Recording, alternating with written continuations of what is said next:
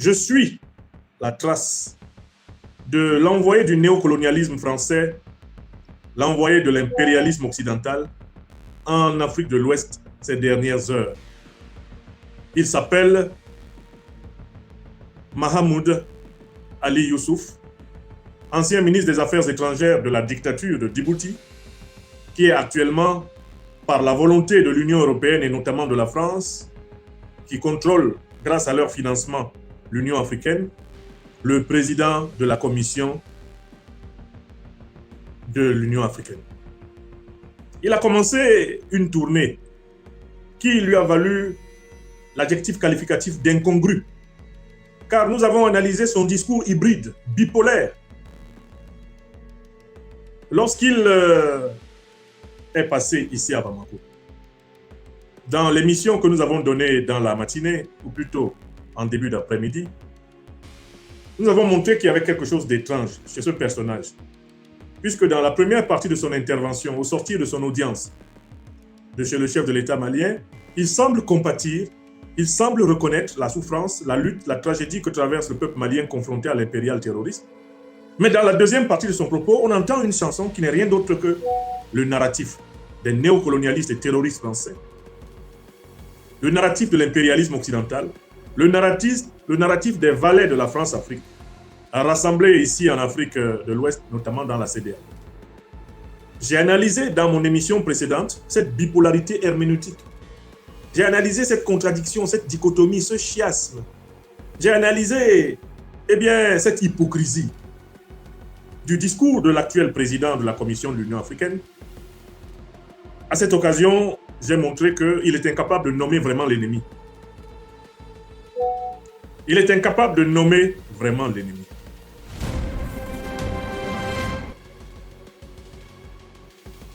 S'il était un véritable dirigeant africain, il dirait que l'Afrique est l'objet d'une guerre de recolonisation organisée par l'OTAN.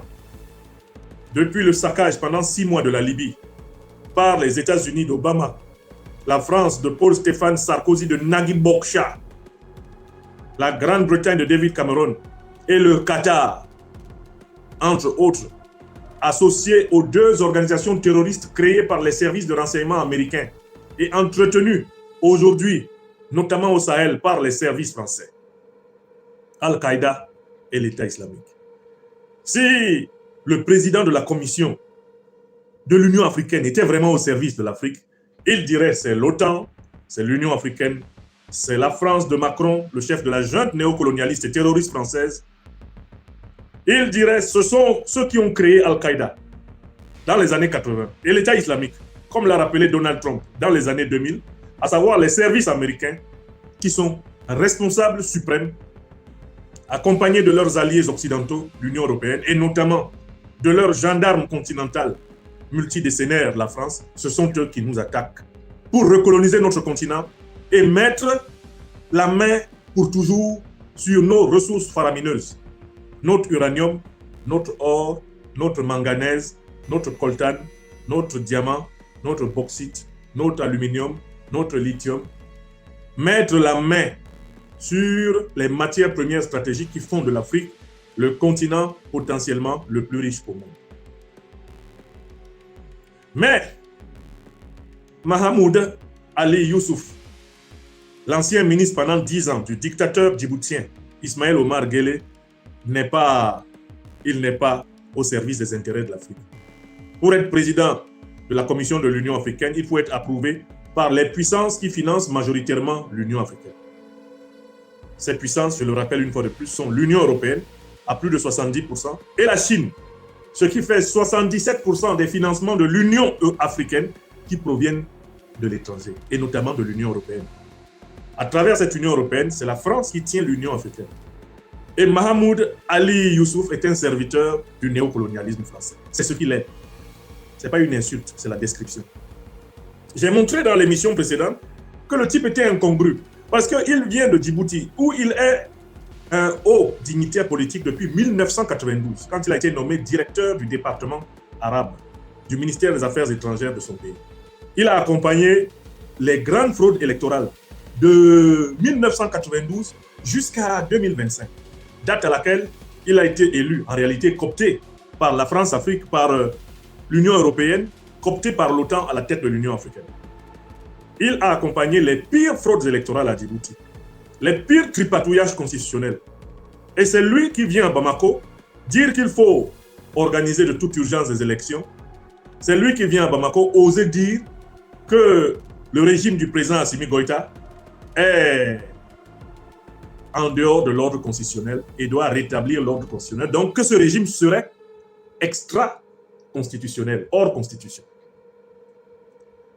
Mais comme la manière inimitable de s'asseoir du néocolonialisme ne change jamais, après que le Mali lui ait rappelé les fondamentaux, que le président Assimi Goïta ait refusé de s'afficher publiquement avec lui, qu'il a été juste accompagné par le ministre des Affaires étrangères par politesse aux portes du palais et a fait sa déclaration incongrue et biscornue, il a pris son avion et il a cru bon de continuer sa prédication contradictoire, insensée et absurde, qui est vomi par les Africains cultivés, renseignés et éveillés.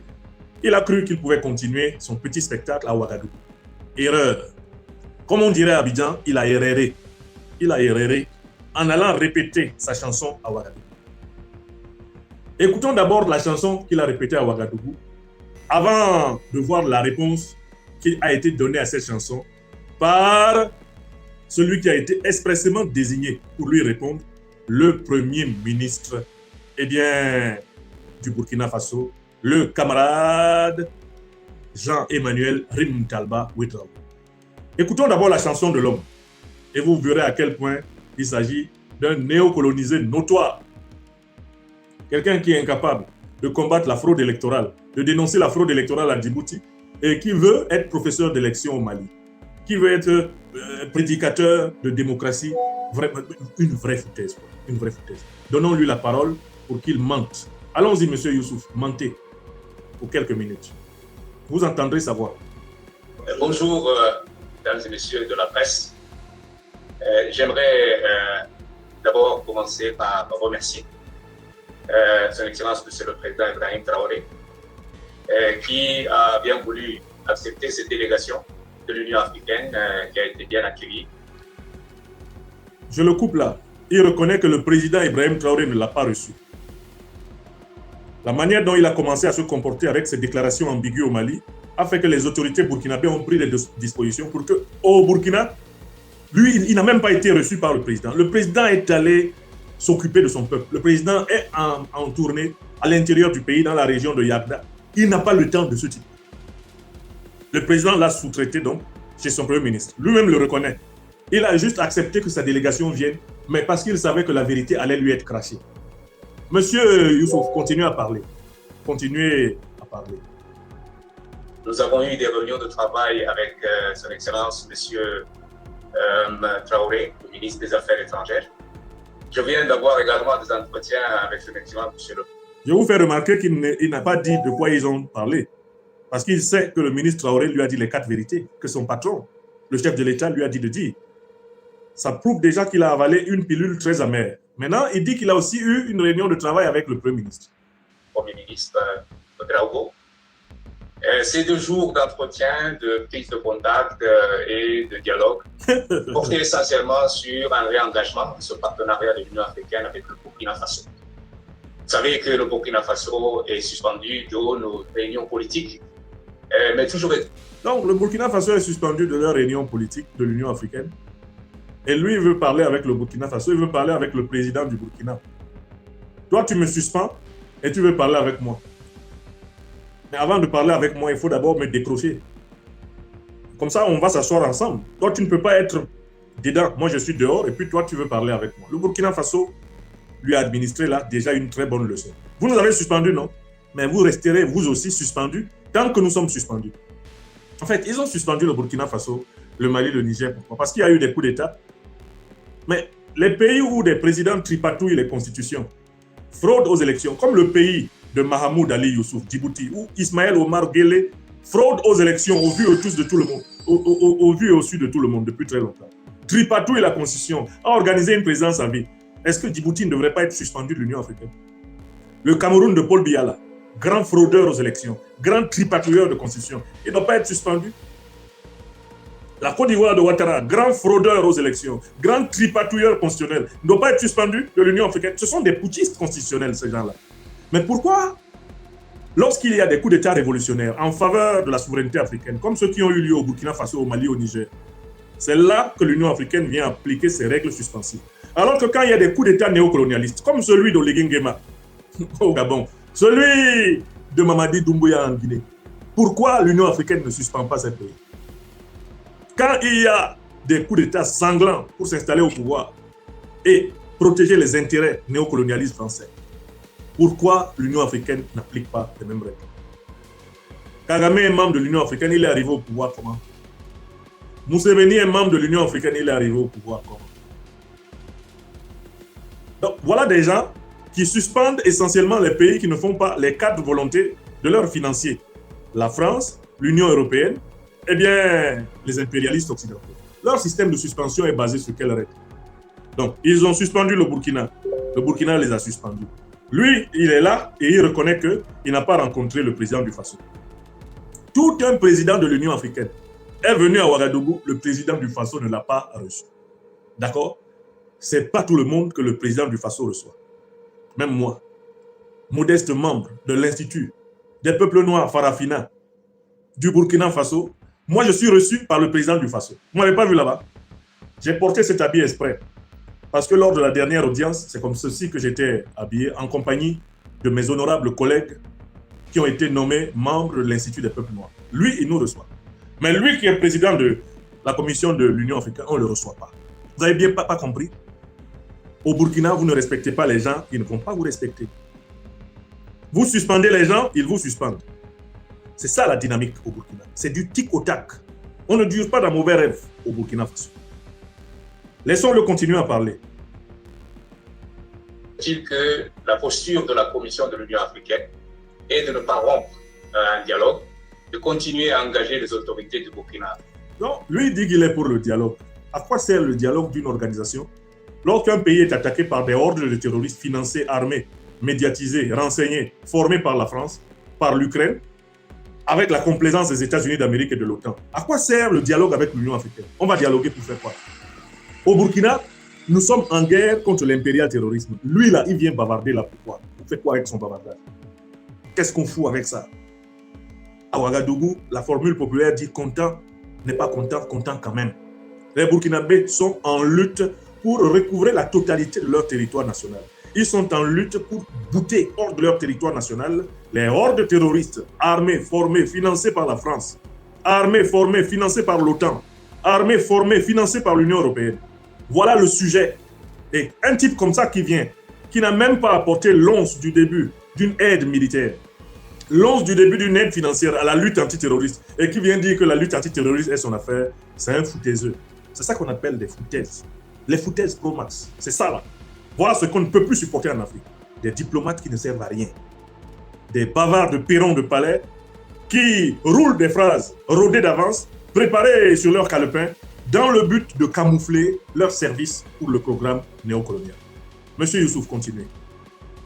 Façon, dans la mesure du possible, et faire en sorte que nos programmes de développement, de partenariat avec ce pays... Il ose parler de développement et partenariat. L'Union africaine a développé quel pays depuis qu'elle existe? Aucun. Voilà des mots que ces gens-là ne doivent pas utiliser. L'Union africaine a développé quel pays africain depuis que ce machin-là existe? Aucun. Mais qu'est-ce qu'on fout avec le développement conçu par des gens qui sont entièrement à la solde des puissances étrangères? Ils peuvent développer l'Afrique comment alors qu'ils ne sont même pas autonomes financièrement? Où est-ce que vous avez vu un pays se développer avec la dette? Vous avez vu ça où? La dette a pour but de vous maintenir dans la dépendance, dans la fragilité, dans le sous-développement. Lui là, il est président d'une commission de l'Union africaine financée à 77% par des puissances négrières, coloniales, néocoloniales et impérialistes. Et il dit qu'il va développer l'Afrique. Mais son développement de l'Afrique ressemble au soutien que la corde apporte au pendu.